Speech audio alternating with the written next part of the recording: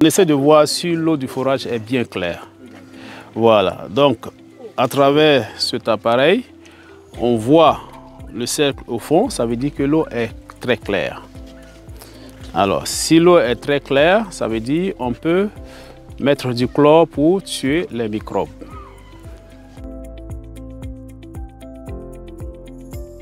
Lorsqu'on met du chlore dans l'eau, c'est pour prévenir un certain nombre de maladies, ça veut dire c'est tuer les microbes dans l'eau.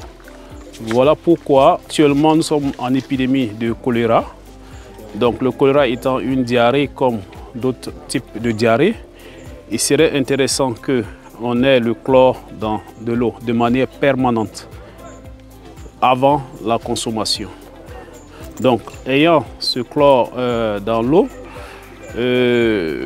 jusqu'à la consommation, elle va prévenir beaucoup de maladies. Toutes les maladies diarrhéiques vraiment seront plus ou moins, on sera protégé de ces maladies-là, même si quand on consomme cette eau chlorée.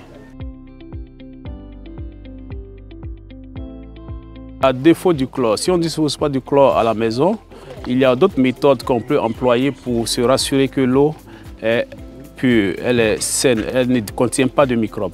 Donc il faut chauffer l'eau jusqu'à ce qu'elle va bouillir. Au moins attendre 10 minutes et laisser refroidir avant de la consommer. Lorsque l'eau est bien bouillie, on suppose qu'il n'y a plus de microbes à l'intérieur.